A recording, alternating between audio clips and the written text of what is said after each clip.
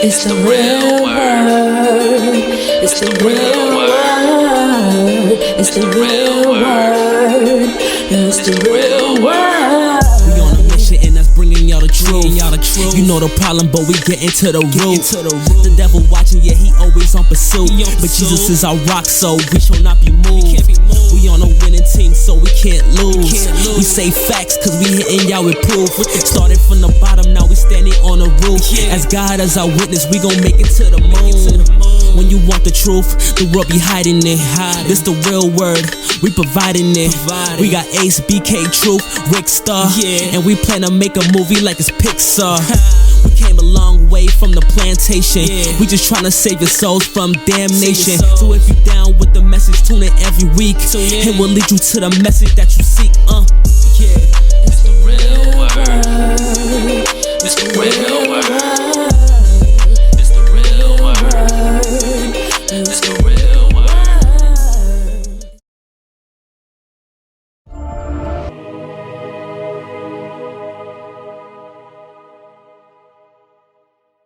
Shout out to everybody for watching. Welcome to The Real Word. This is season 7, episode 19. Shout out to everybody that's been watching. Shout out to everybody that's been supporting.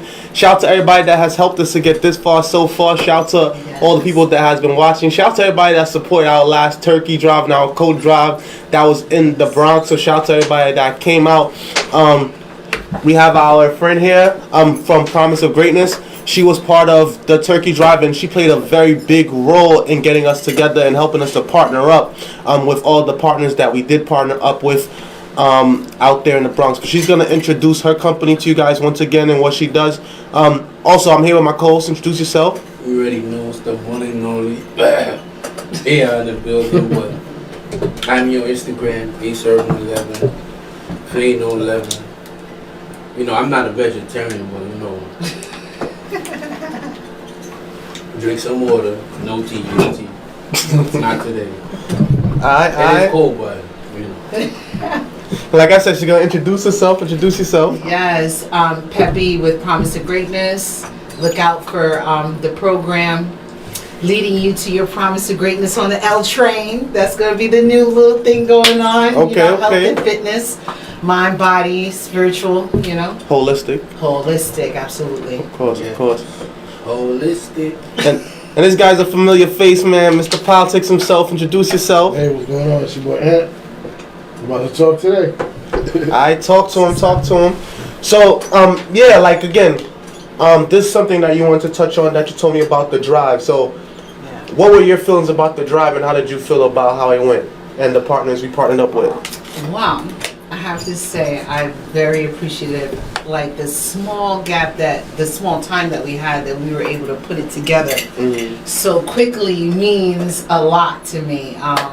Because it just fell together like we were planning this forever. You know, I think that the fact that the communication, you know, really helped, that we were able to talk and say, look, this is what we want to do. Can we collaborate to make this happen? And being flexible to make changes, you know, to make sure that it accommodated everyone. I felt like it was a good turnout. It was really, that was what's up, that all the elective officials of the Bronx that were on the flyer were actually there. Yeah, usually that don't happens. Right, guys. Usually that doesn't happen. Looking person on there. Right. No, everyone actually came out, and they were the ones handing out the turkey. They were involved in the community, taking pictures. Yes, that was what was up. You know, introducing themselves. We actually got to really, like, you know, talk to them and, you know, actually say what's the next thing that, you know, to collaborate with, you know, the toy drive to do next, which was really, really good. You know, because sometimes you have elected officials that say, like you said, that don't really show up to things like this. You know, they put their names on there. Yes, they probably donated something to the community, but you don't see their faces at all. You know, so that was what's up. Yeah, something new. Yeah, that was, listen, if we could keep that going, you know. So I'd like to think that we had a lot to do with that, you know, collaborating with you and the other organizations that you also brought on board. I feel like you know, we probably had a lot to do with that, piecing it together. Like, yo, maybe we had that last component. The turkey, I don't know. Yeah. And you brought in the coats. That was what's up. There was some big fat turkeys giving around. Yeah, the coats, the clothes, the children's sneakers, you know, it was a good turnout. But I'm pretty sure that they looked us up online, you know, when we tagged them and stuff like that. So, because they were aware of, you know, our logo and things of that nature. So, you know, it's good because, like you said, they did mention the toy drive, and we do a toy drive annually. Last year we did the Bronx. The years before we did Brooklyn, of course. I said the Bronx. Last year we did Queens. Okay. We did Southside Jamaica, Queens. It was in the Queens Carrier. Shout out to Streps Media Group. So you already know. Queens. Yeah, we gave out over 100 toys, Jamaica, Queens. Last year. I'm about to say yesterday. So This is gonna be it's gonna be yesterday. we haven't done one in the Bronx yet. So I think that would be a good look for us to touch the Bronx in that way. You know, Staten Island we still haven't touched. So you know, there's a lot of different places for us And I to know do. people in Staten Island, so let's see what we could do about Staten Island. I agree. Staten Island, You know, I feel like all the boroughs should be connected. You know, we should. Yeah, I don't see why not. You know. Brooklyn, Queens. Yeah, I just feel like the Staten South Island, Bronx is just open. Long Like, Island. Yeah, South Bronx. treated like yeah. stepchildren out there in the South Bronx. Yeah, South Bronx. Yeah, they definitely need it. You know. Yeah, they had a hard time. I feel like you know we're not really. Gentrification ain't hit them yet. It's starting. It's starting. So, but bro, you know, they finally got an Apple store.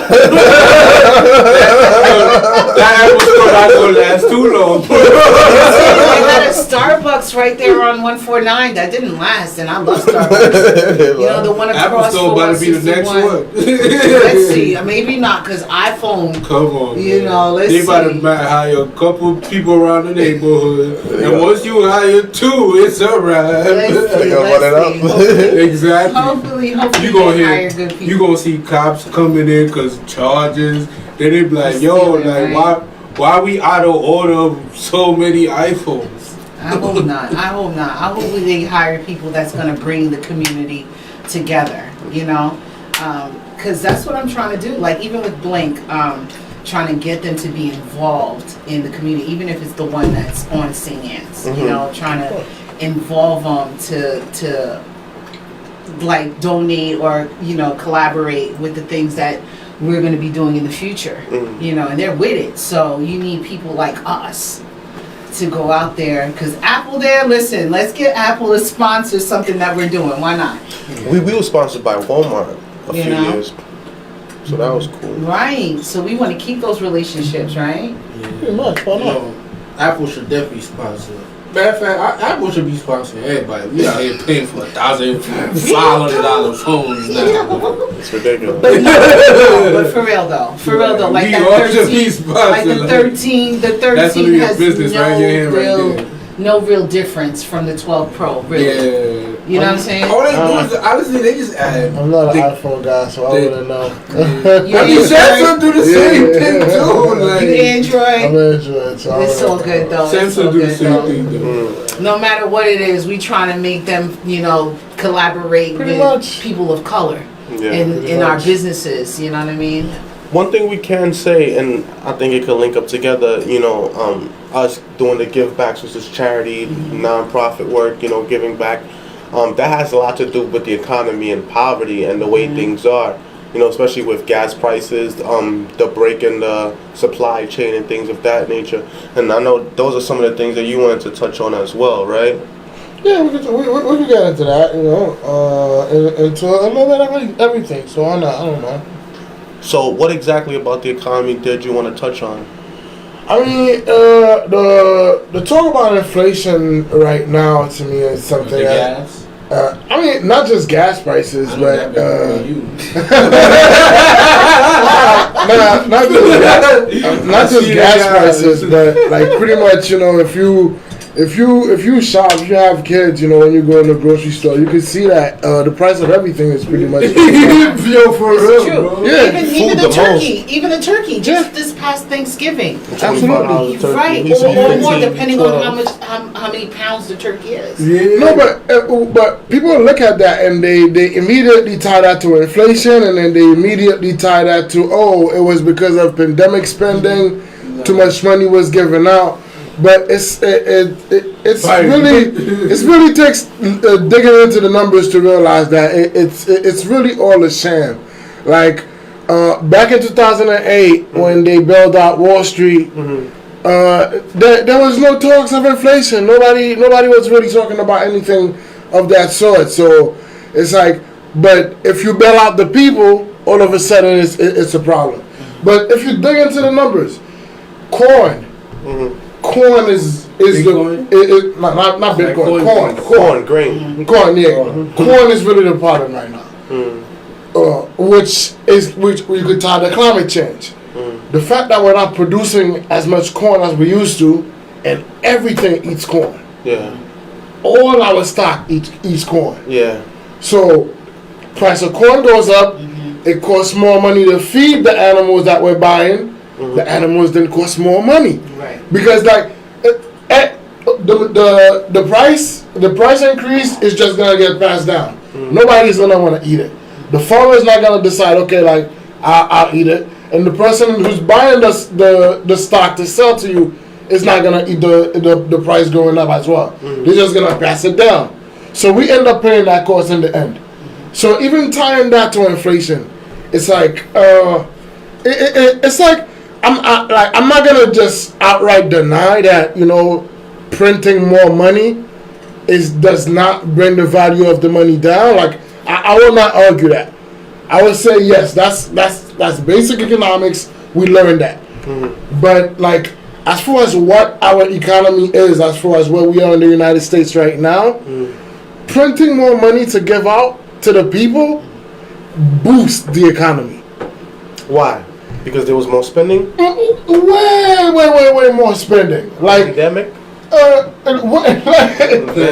Yeah, but there was way more spending, man. Like a lot of people missed the pandemic. Like there are reckless people who are like, you know, decided to do scams, wasting the money, doing whatever. But like if you, like I said, dig into the numbers, people took their money and paid unpaid bills, man. Yeah. You know, like people took their money and, you know, bought something that they really wanted that they could never really buy. Like, so about you? I bought another car. I bought another family car. Like, I felt like that's the actual thing we needed. Yeah. So even that, if you look at cars right now, when I was buying a car, the price of cars went up drastically, and you mentioned it. Problem with the supply chain. It got nothing to do with inflation. So it's like it's just that talk that people are using, and Biden is suffering a whole lot for it right now. Yeah, he is. He's suffering a whole lot for it. Approval ratings is lower than Donald Trump. But you know what they said. They don't want to talk about it. They don't want to talk about it. Yeah, but which he deserves. Like, I will not argue that he doesn't deserve it, which he deserves. Deserve what? Like, the bad ratings. I just hate that it's tied to the economy because it just feeds into the wrong narrative. I mean, he is a part of it. That, you know, that bailing out the people is a problem. Like, like, pretty much you should pull yourself up by your bootstrap. Which is, like, complete nonsense. Because, like, rich people just exploit the system any way they want. And they expect you not to say anything about it. But as soon as you get a bail out yourself, they want you to think that it's completely wrong. Like, they want you to be ashamed that you got the bailout. But a lot of rich people got bailouts too. Of course. Joel Osteen, Kanye West, of like course. all of them, they all got it. They all of got course. PPP. Whoever has employees, right, or who self-employed themselves could have got it. Right. Pretty much. Right. So yeah, you rich, but you still. If you rich, then that means that you qualify for more PPPs than most others. Yeah, because you make more money. Right. Exactly. So That's just more power to them. I just feel like during this time, during this pandemic, and with every situation, I feel like this is the time that we as a people should be coming together to educate ourselves, to change the playing field. You know what I mean? Because I work in the court, okay? And it's she's the boys. I'm just saying, I just see the vicious cycle. So it's like during this time, what are we doing, right, as a people or as an individual? Because it's like, yeah, we can have this whole bailout, whatever, but what are you doing with it? Right? We need, if you were somebody who was able to get, because either you were getting a child credit or you were taking advantage of a PPP, whatever it was that you were able to take advantage of, what did you do with it to better yourself? To put yourself to, because look, this is always happens. I feel like every decade there's a change, right? So it's like, yeah, we're going through this, and don't get me wrong, we can go into history and say that this world was not set up for people of color, right? Would we agree? Laws, everything was not set up for us, right? So it's like now this particular world, this new world, that's what they call it, according to even before. I'm talking before this new world, right? This was not for us, right? So the thing is, what are we doing as a people? I mean, yes, we're doing charity work. We're doing charity work, but what are the people that we're doing this charity for doing, right? So it's like some of them may not know what to do, where to go, how to change their lives, because you're in this whole, you're used to whatever you're used to, and if you're not stepping outside of your comfort zone, how are you going to know, right? If you're not willing to listen, because sometimes people don't even want to hear what you just had to say, or what I had to say, or what you had. No, I'm serious, right? Because you said you went shopping for a family car. That was a discussion that you had in your house, saying, what are we going to do to better ourselves? What do we need in this home to help us move forward, right? Right. Is everyone doing that though? Right? When we get this extra money, what do most people do? Go shopping for new clothes, like you said, or something. Sometimes we got to take a sacrifice and say, you know what? Yes, I may need this, but I want to change my life. I want to become financially stable. I want to, you know what I mean? So that when these inflations or these increases happen, we're not really feeling it that much. What are we doing to prepare ourselves for the future? That's the question. What are we doing to prepare ourselves for the future? I mean, for me, I would say I'm preparing myself for the future. Because I'm not living for the world no more. Like, I'm not really living to, the whole giving back part, everything, yeah, of course. But you can't really satisfy everybody in this world. So when it comes to that, what I try to do best is, make sure hold the family down, and once my family down pack, I'm really good. I'm chilling. So for me right now, I'm just working on my craft, trying to better myself. Well, right now I'm currently working on a business and everything. I'm gonna give back to the world, but right now I'm just working on elevating myself in order to be able to do all the other things that I want to accomplish in the future. So right now I'm just really working on myself. I'm not really looking for relationships, things like that. I'm just trying to better myself, create a better foundation for my family. That's really it right now. But bettering yourself does involve building relationships, though. I do build relationships. I'm not saying I don't build relationships. I'm saying, I am gonna try to help people, but at the end of the day, we all know you can't make everybody happy. You can't. You can make, if you do something for one person, the next man watching you, and you do something less for them, they're gonna feel the way, right? Because they're like, yo, hold on. You gave this person $80. Why am I only getting $2? I'm just saying randomly, just for a reminder. But I'm just saying, you can't really make everybody happy. So the most you can do is the best you can do. Give back everything, but I don't think a man should should be pouring out, emptying out his whole cup, because most people you meet is not gonna be. Most people you do things for wouldn't even do half or near the same things that you did for them. So we always gotta keep that in mind. I don't know. I think I have a little bit of a different view on that. Like, I think the more prosperous you are, is the more you need to share. No, I'm not saying don't share. Yeah, I'm just saying like manage it. Like don't.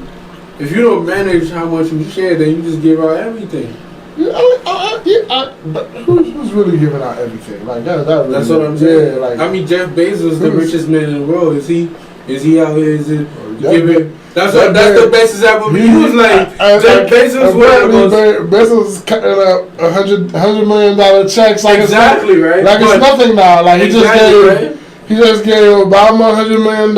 He gave Van Jones to the organizations. Exactly right. He gave Van Jones $100 million. But look though, all those people that's working at Amazon, especially like the low level, they're not getting near good raises. But like that's why. But not to cut you off, but to piggyback off of what you said, like what I was gonna say is like even my message with what I said about inflation and the economy earlier is like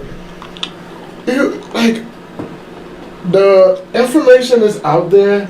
Like we have to educate ourselves better, and we have to educate each other better. Like that's like really like the to me that's like that's how a way out. Education? Like, yeah, because they will not teach it to you. Yeah, that's true. They tried as much as they could to withhold as much information as they could, but with the internet now, all the information is out there. Yeah, but all you really have to do is really go out there and just find it out. So if they shut down the internet?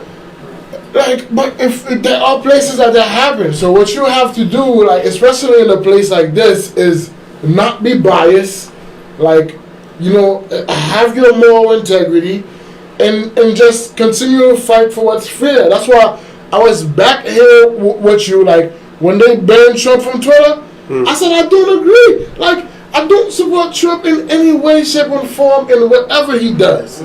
But at the end of the day, though, no one it's should. not his company. Listen, he could be a billionaire, but I understand the billionaire that own that company. I understand that Twitter billionaire could ban you, and I understand that Twitter is a privately owned company, and that the government cannot go and tell a privately owned company what to do. But like what Twitter has become right now, like the platform it has become. Like Facebook and Instagram? Yeah, all of those.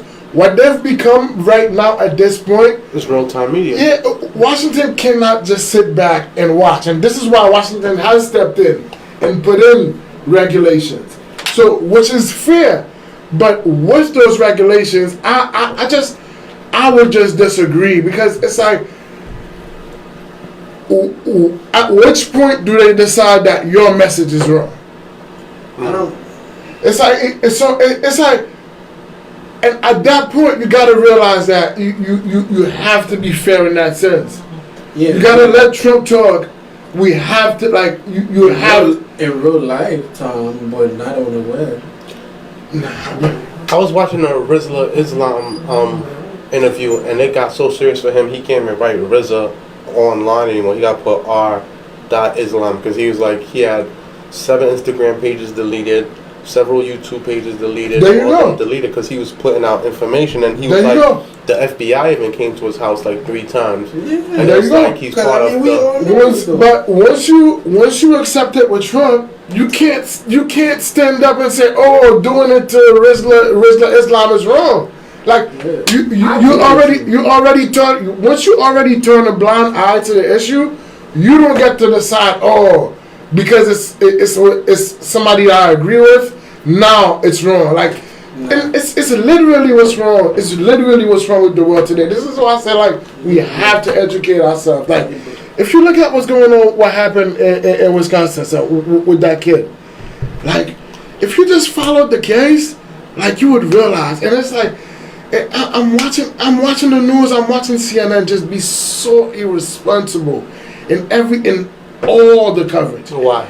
But because it's like they know the information. They have reporters on the ground that know exactly what's going on. Like they know Wisconsin law. Like setting up the case in the first go. Well, you talking about the guy that beat the case? No, you're not in Kyle Rittenhouse. Yeah. Like setting up the case in the first. I got some real things to say. But they try to make it look like it was a race case. Yeah, setting up the case on the get go to be a race issue. Like CNN could have came out like as soon as they realized like the online chatter is making this a race issue, they have a moral responsibility to put out the facts. But they did not, because the rest of the people were white. Exactly. And CNN, they literally just decided to stoke on that until the end, and then they decided to say, "Oh yeah, this is the verdict." But yeah, the verdict is right. In that case, it's all about power. The thing about it, like, I understand everybody's point of view, and they feel like, oh my goodness, you know, how is this white guy able to beat all these cases? They didn't talk about the fact that he was attacked first. They didn't talk about the fact that like the people that attacked him were also criminals. They didn't talk about that. But you see, even mentioning that, like, that's wrong. Because why? Because when he shot those people, he had no idea they was criminals. True. So mentioning that the people that were chasing him were criminals, like, that's wrong. Yeah. We don't even need to go there. So your argument is that he beat the case? But he had the right to beat the case. Stick to the facts of the case. He pulled up at the rally. They were shot. He fired shots. And he started running. He realized what he did was stupid. He started running. The people started chasing him. Like, why are you chasing a guy with an AK? Like, he already did something dumb. I agree. Why are you chasing a guy with an AK? Why? Yeah, why? Why? You get to him, he falls on the ground, and all of that is on video. And then he starts shooting. How is that not self-defense? And like I said, how is that not self-defense? The only real charge was the gun charge. And yeah. The judge dropped. And the judge dismissed that charge. The only charge was the gun charge. Because once you tell me that's not self-defense, I want you to realize exactly what bowl that you're getting in. That is like, because it's like last year during the protest, cops were shooting like rubber bullets at this guy. Yo, pull out his weapon and let it out on the cops, yo. Went to court, he was like, I felt my life was in danger. I was defending myself. Case dismissed. Yes, he was defending. Once he was able to prove that he had reasonable doubt that my life was in danger, he had a right to fire back. Once you decide, if you now decide that, oh, this kid did not have a right to defend himself, you take that right away from that black man as well. So it serves no purpose. It serves no purpose whatsoever. But the fire starters came, Ben Crump. Shout out to Ben Crump. He sent us a bunch of fans. He was there. Jesse Jackson, all the rest of the people that jump and push things. The Black Lives Matter, when Black Lives had nothing to do with this. And it was like, we should focus more on the Ahmaud Arbery case instead, which they were all found guilty from what I saw. But and they claimed that the guy did not attack them. He wasn't. They did not know him, and he wasn't aggressive in any way. They basically just hunt him down and killed him for no reason, random killing. So it's just the optics of that case with he looks like a little white boy. They claim he was the same age as Trayvon Martin. I guess that's where they want to go. Then they say that him and the judge look too close together. Like, why are we together? Why would his mom drop him across state lines with a gun, this and that? But then we find out his father lived over there and he grew up over there, and that was basically his hood. So he basically went to defend his hood. Like, look, I will not defend him going there with an AK. Like, that was stupid. But that's their culture. But it was still dumb. Like, the idea that he was sitting in court talking about, oh, I came to help. Like, bro, you're lying. Bro, you're lying. Like, you literally showed up there with an AK because you thought like there were gonna be other people there with AKs too, and you were gonna take a stand. And then at some point you realize, damn, this is stupid. Yeah, it was a militia group. At some point you realize this is stupid. He was like a vigilante. But don't sit there and tell me, I came to help. Like, that's BS. You're not But as far as yeah, of course it worked. But because the DA, who had all the facts of the case too, decided to stoke on exactly what the media was doing and just say, yeah, people would want this charge right now, so I'm gonna charge them exactly with that. Like, which is like just dumb. Like, it serves no purpose, no purpose whatsoever. Like, but if they did want to talk about race, like in a good way, like that could like help the country move forward, they would talk about the Ahmaud Arbery case. Because people right now are using the verdict to tell you, look, there was 12 white jurors and they found the Michaels guilty. There's no racism in America. BS. Excuse my language. These people were allowed to walk around for 78 days after they murdered Ahmaud.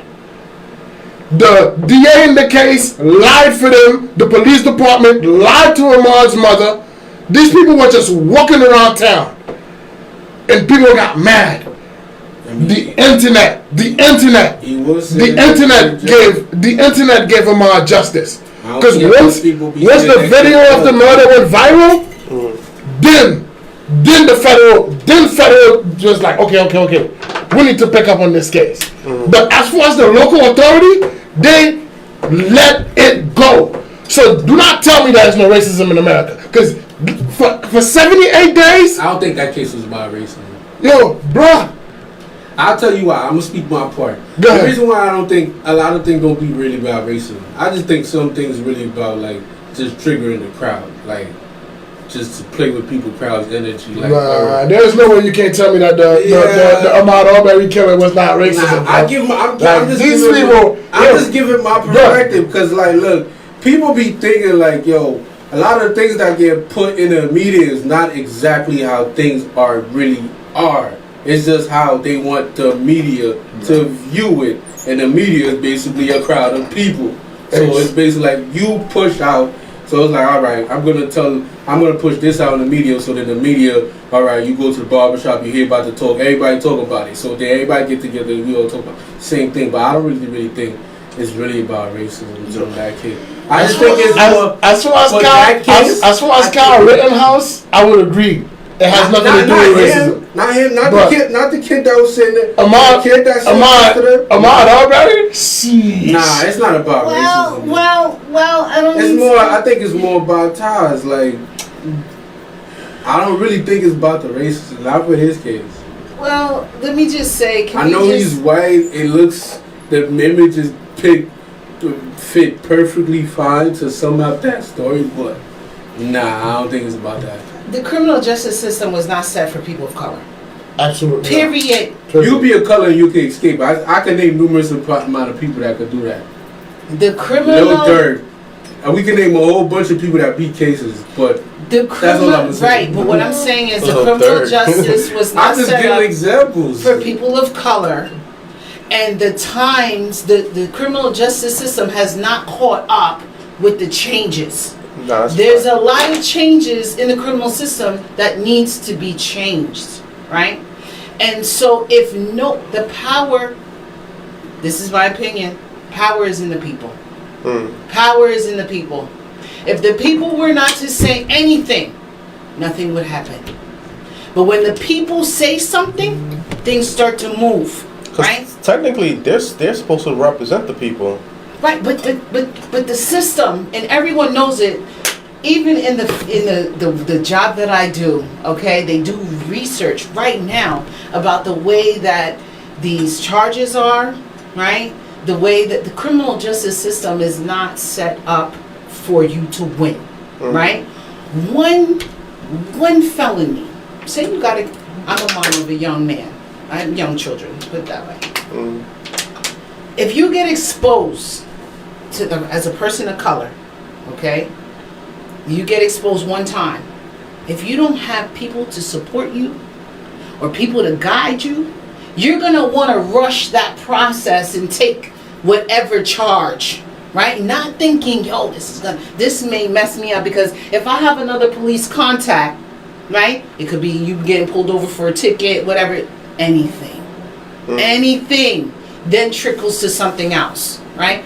What I'm saying is the system is not for us, right? So whether you're saying it's not racist or not, the system is racist. It has nothing to do with the specific case. I'm just saying the system is not for us. Period. It doesn't matter what case it is, right? Sometimes people are going to get off. Sometimes people are not going to get off, because sometimes people have maybe paid attorney. Sometimes you may get lucky and get a public defender that actually does care, okay, that's going to fight for you, right?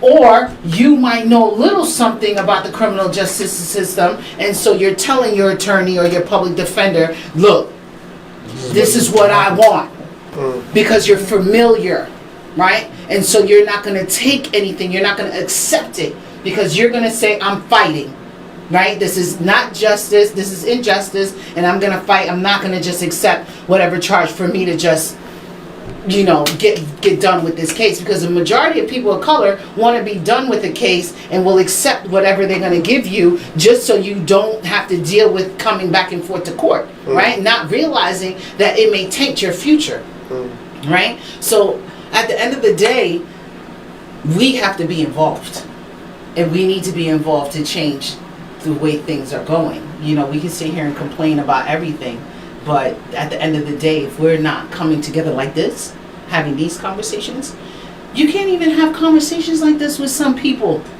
because of the ignorance, right? Because like you said, we should be educating ourselves, not necessarily going to school. No. Educating yourself doesn't necessarily mean that you have to go to school, right? Educating yourself can mean sitting with a elder that has some kind of knowledge about something that can actually teach you, you know, and guide you or whatever, and you become aware, right? So that's what we're doing. This is what you're doing when we're having this show, whatever. We're educating our viewers. Like, listen, this criminal justice system is not set up for you. It's not. And if you want it to be changed, you need to be in it to change it, and whatever capacity, you gotta, because there's peer counselors now.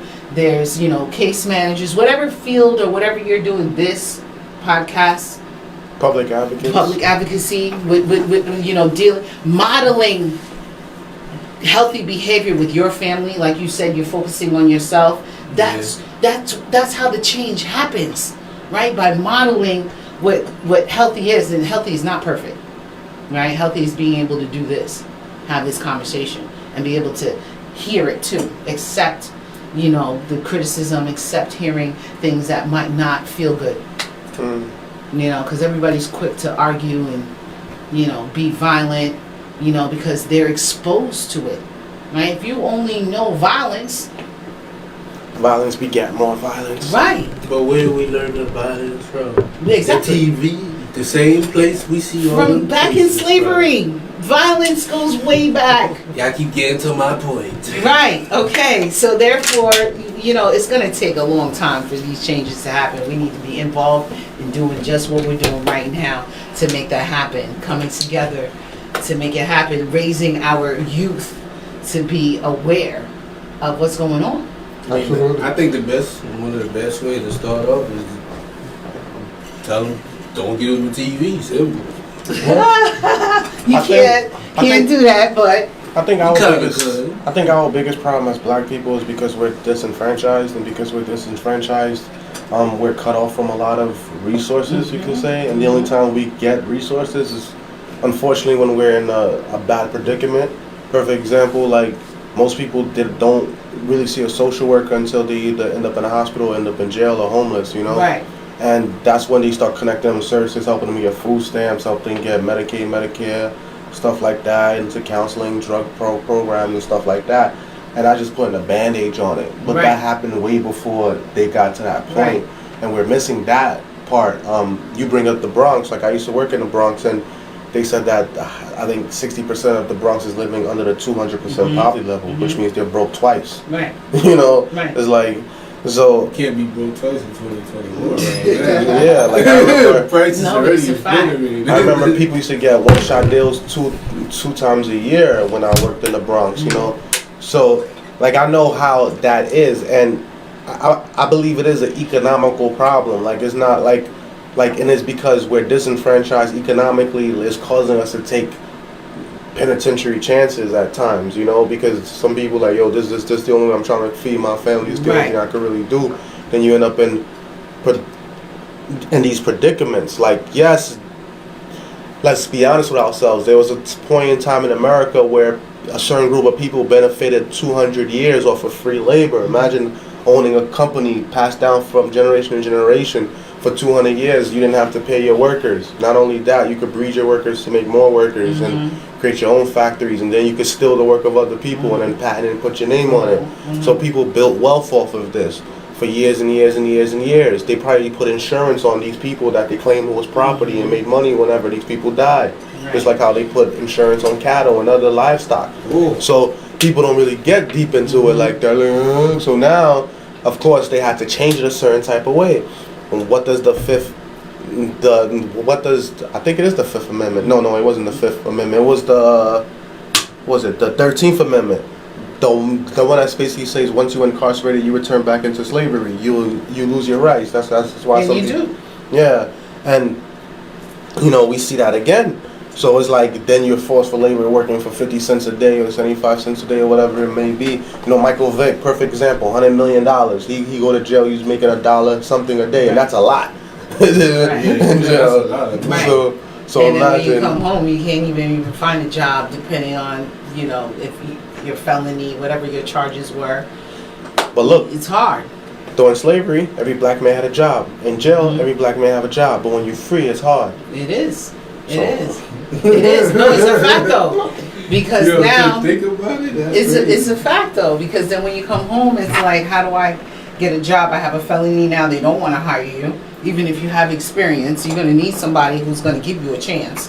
You know what I'm saying? That's why most people come home and do construction. Why? Because construction is going to give you a chance. You know what I mean? That's the security blanket right there. Right, but then again, you know what it is too. Even though it's like, yo, you technically we should be going back to school or getting some kind of vocational training or something like that, so you can make more money. The reason why sometimes we don't think like that, why? Because your basic needs, especially if you're a family person, you have children or you have a family you got to take care of. That's not what you're thinking about. Damn, shit, I need to go do a vocational training, whatever. Nah, you're not thinking about that. You're thinking, yo, I need a job because I got to help pay these bills. I got to contribute to this, you know, this household.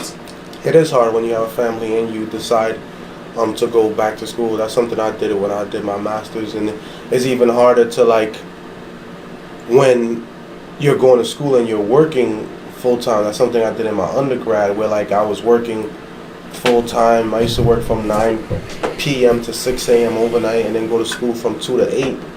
So you know, that's the grind, and that takes a lot of focus and discipline that not a lot of people could do. You know, It's true though. and at any given moment, like you could F up. A lot of people F up. Yeah, Sometimes. Listen, I can even use I have a criminal justice background as a woman. Okay, I couldn't tell. I know it exactly. I've worked hard to be where I'm at right now. But what I'm saying is, I can really say that it's not easy. You know, I came home even before going in. You know, I was working. I had a job. I mean, hey, you know, I was raised with parents working 2 jobs. You understand what I'm saying? So I always worked. Then when I come home, God bless you, it's like, yo, I can't find a job. You know what I'm saying? And then I had a son already. You know, my son was young. It's like, yo, I had to go back to school.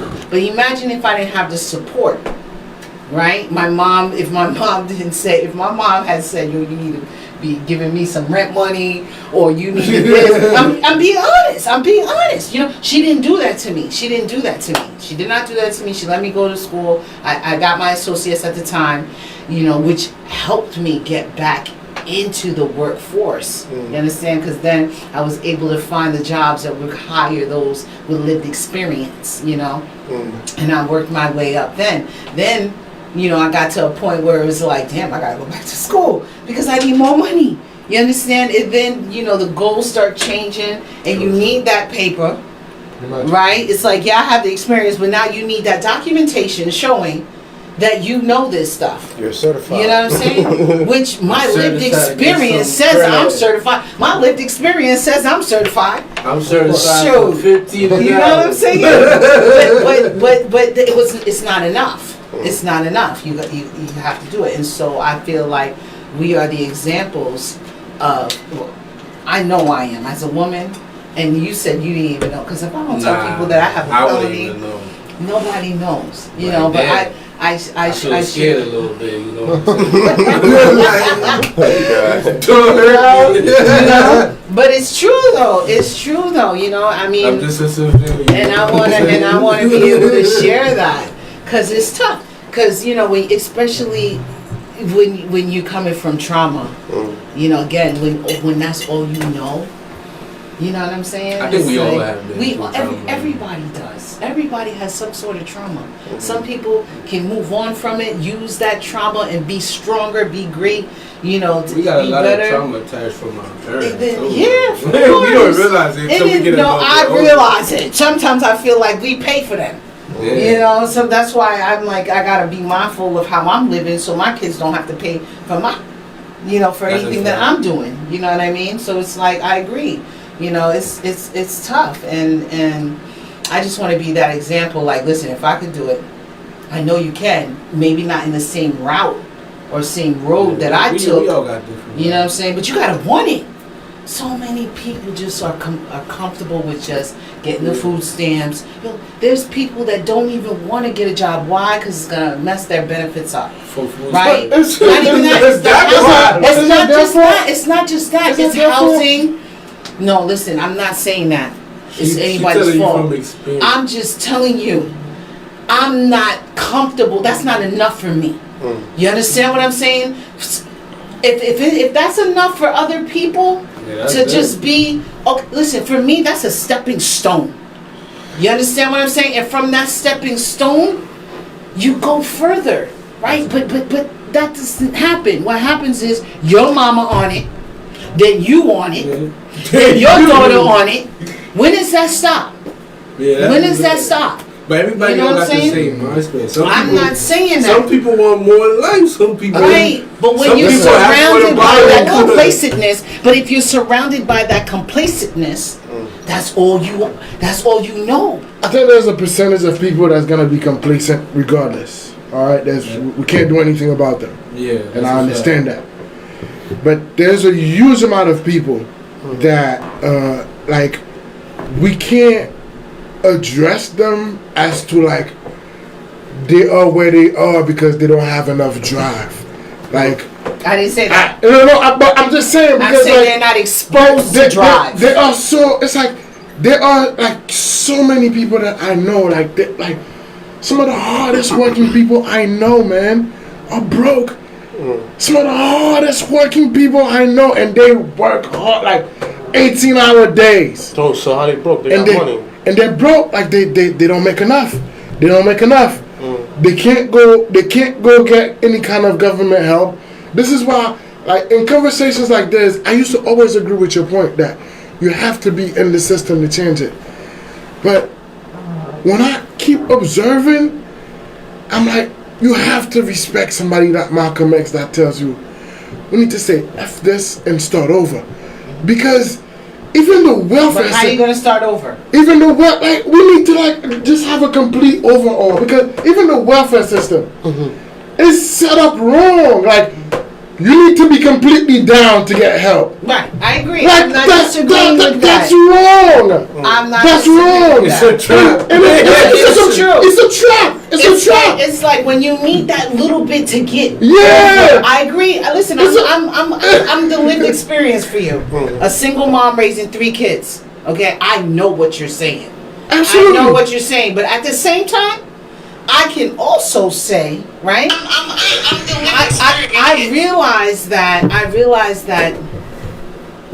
I don't want to work hard. I've done that where I've worked two jobs, and I'm like, yo, this is a fucking problem. Excuse my French, audience. This is a problem. Because I'm a mom. Where's my time to spend with my children? Where's my time to spend with my family, right? So it was like that sacrifice that I made to go back to school. You understand what I'm saying? So I feel you, but that's, if I dwelled in the problem, like just sitting there like, damn, I'm working 2 jobs, I'm still broke. I know, living paycheck to paycheck, I know. But my thing was, how am I going to change this? Because we tend to just complain. At the same time, though, we don't just need AI. Like, certain jobs are going to be hardworking jobs. Like, we can't do anything about them. Right. Like the meat processing job. I know, like, but you need to own that meat processing job.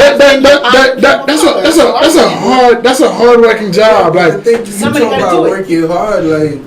The thing is, you're not supposed to work harder. Like, you're supposed to work smarter. But this is what I'm saying. Because I don't certain jobs, that science you can't apply to certain jobs. Like construction, as you mentioned, so don't do it. That's hard work, bro. It's literally mad. We literally got the internet with mad opportunities out here, right? There's people that literally just stand at the door. What you're saying right now is not a solution, because I'm telling you, McDonald's applied your system right now to their operation, and you know what they're doing? They're saving money. They're keeping people out of work because they're using that AI to you come in the store, you don't need nobody to take your order no more. Just go to the. I don't like those machines. Yeah, go to the screen, place your order yourself. That's what I'm saying. It's that's like where society is the answer is not always don't work harder. Like, I agree with that, but certain jobs, like you like those people just can't afford that. They have to work hard. But this is where you have to come in, though, as a citizen, to say, like, yo, when I go to the store and I put my 8 cents and I pay my tax, this is who I want to help. Yeah, but I want to help. I want to help the guy at the meat processor that's not making enough. I want to figure out. I want my tax dollar to figure out how to help him. But they don't let you do that, though. Yeah, but the thing is, everybody gotta realize America don't give a damn about you. They just care about your coin, man. Like, this is when people start talking about America as the abstract. America don't care much. But America is not an abstract. We are. We are the country. The people. Like, but they have you believing that you can't do anything about it. Like, this is where they have you trapped. If you fall for it, then you fell for it. But this is exactly where they have us trapped, though. Like, worry about yourself. Worry about your pocket. Worry about yourself. It's like, if your mind not strong enough, then you shouldn't be turning on the TV.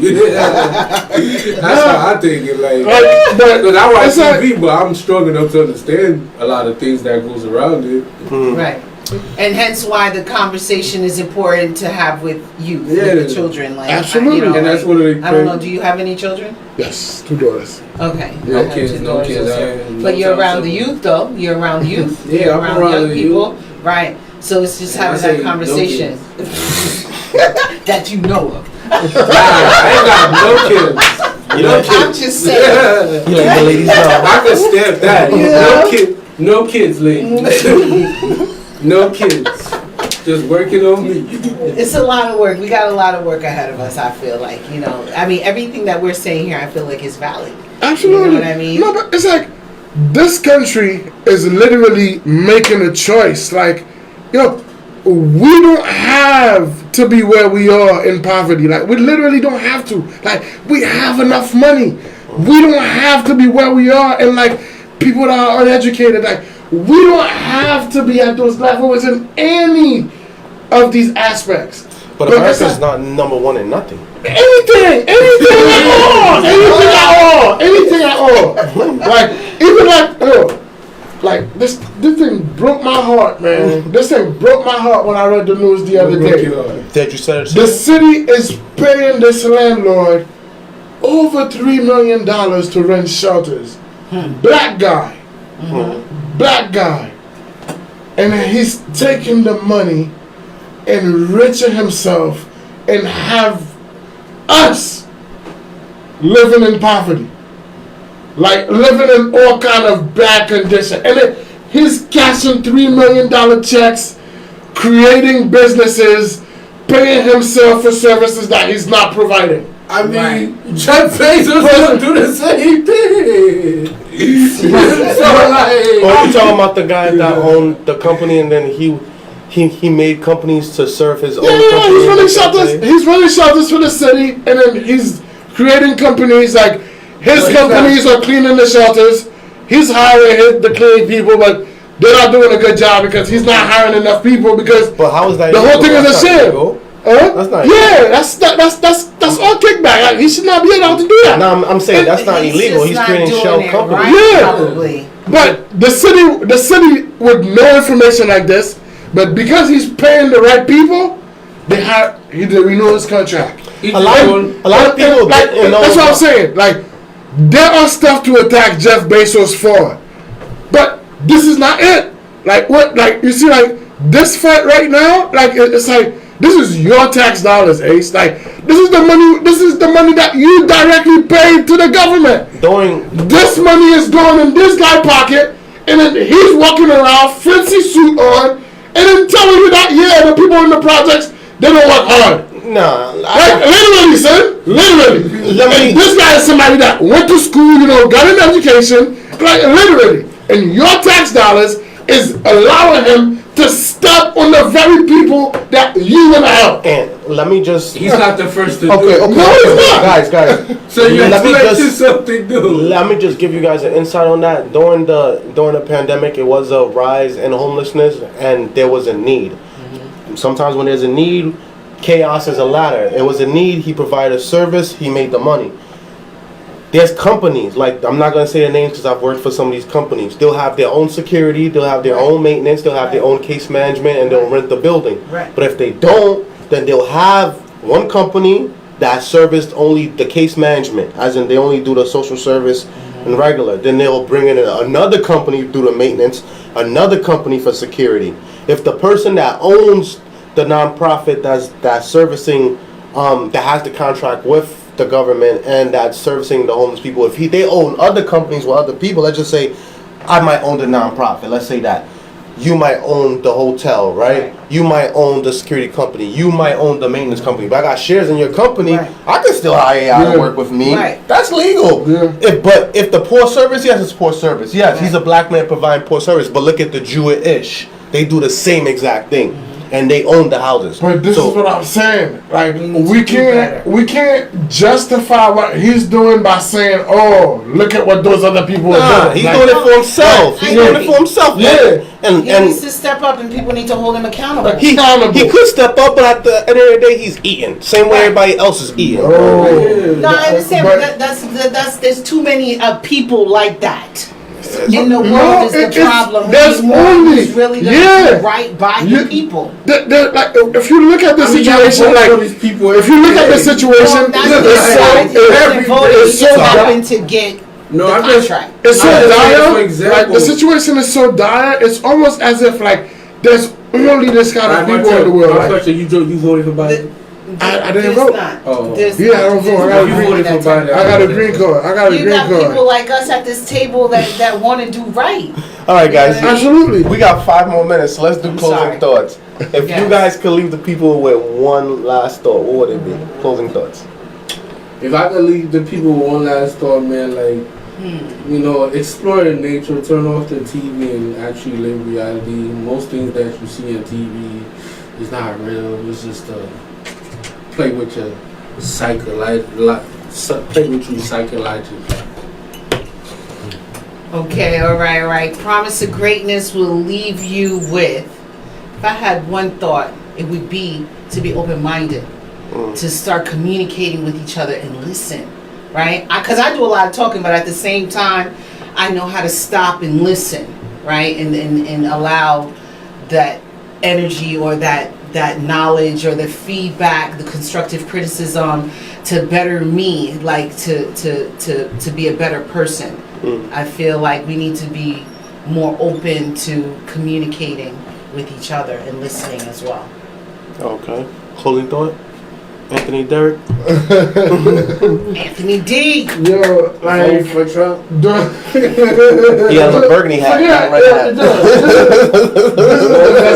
This is the message actually, man. He lying, man. He a forget Biden, forget Trump, forget Democrat, forget Republican. Like, start building your moral integrity and stand on that, man. Educate yourself, like, and then like, just like I just can't stress it enough how much people really need to educate themselves. Like, yo, I'm losing my voice talking about it because it's like he about to cry. Like, I'm holding the tears back. I'm holding the tears back because it's like the information is out there, and it's like we picking up too much guns. They keep you just busy enough that you don't have time to go look for it, and you know, like they use the same information, tweak it a little, to have you just reacting just badly. People are fighting each other when it's like they agree on things, and it's like they're fighting over ideologies that people are just putting in front of you for like to manipulate you. Educate yourself, people. Like, you'll realize that we have way more in common. We're not really that different, and then with that, like, we could just like let go of that the powers that be. Like, I say this all the time, man. There's no way Chuck Schumer should still be senator of New York when our projects look the way they do. But we go out every time his term is up and we vote because we believe, oh, if we don't vote Democrat, everything will be upside down. Like, yo, we have Biden in the White House right now. Everything upside down. Biden made promise after promise, promise after promise. He didn't make that many. And then soon as he sits down, he tells you, oh, but I have to negotiate. I can't do this. I can't do that. I can't do this. And then when his ratings go down, they tell you, oh, it's because we're not controlling the narrative. No, the man is not delivering on anything that he promised. I mean, he never was. So what did you expect? And you're not obligated to vote for anybody if they're not delivering on what they promised you. Anybody but Trump. You don't have to be scared. Oh, what if Trump is this? What if Trump is that? No. If Biden is not delivering on what he promised you, do not vote for him. That's it. Put a period. Biden, take your $1,200 back. I'd rather Trump. But this, like, I'll make the $1,200. This kind of talk will make me just say like this is being an idiot. Come get your money, bro. Like, I just want Trump back. This is being an idiot. Trump for what? I'd rather Trump. What did Trump do for you, bro? Trump is real. What did Trump do for you? Out of all the presidents, Trump is Trump. Bro, do you know?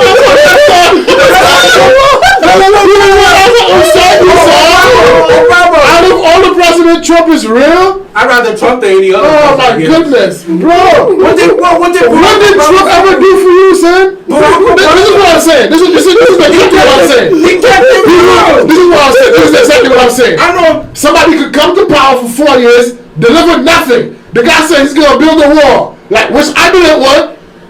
His people wanted it, but did not deliver it. Wait, he said he's gonna stop the war.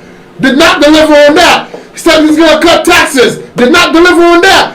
After 4 years, he does not get reelected. First president in how many years to only serve one term? You turn around, you sit here, and you're telling me, oh, you want him back. You can't tell me one thing he did for you. Nah, but there's like, a lot of manipulation, yo. People are manipulating you into saying dumb-ish. Like, Biden is terrible. Biden is terrible. It doesn't mean that, oh, we have to win and vote for Trump. Trump is just as bad, man. Educate yourself. Vote for the right people. Come on. He's going crazy. And that's our time. So we thank you all for joining us tonight. We thank you all for. He voted for Trump. No, I didn't vote. We thank you all for joining us. I want to thank my guests. I want to thank my co-hosts. Shout out to everybody for watching tonight. Yes. Shout out to the Brick Network. Shout out to Spotify, SoundCloud, Pandora, YouTube, and Facebook, and everywhere else that you can find us. Would you like to close out with a prayer? I do the prayer? Yeah, why not? Okay, Peace and balance. Yes, Lord Father God, thank you for the opportunity for us to sit here together and have these conversations, and hopefully we reach those out there who want to come together and educate and have a conversation to do more. Thank you, Lord, for our strength. Amen, amen. So thank you all for joining us. Thank you all for being here, being part of the Real Word Nation, or the Yes. Real Word Society. We got some very passionate individuals. Promise to greatness. Honestly, I just want to say that I haven't never voted in my life, and I probably never will, because I do me. I'm just saying. Right. Yeah. So shout out to all of y'all. I ain't Look, voting either. if you're a citizen, you need to exercise your right to vote, alright? Just vote for the right people. If you a citizen, you gotta exercise yourself. And put that Planet Fitness or Blink membership to the test, because a lot of y'all haven't been there since last year. Good night and God bless. It's the real world.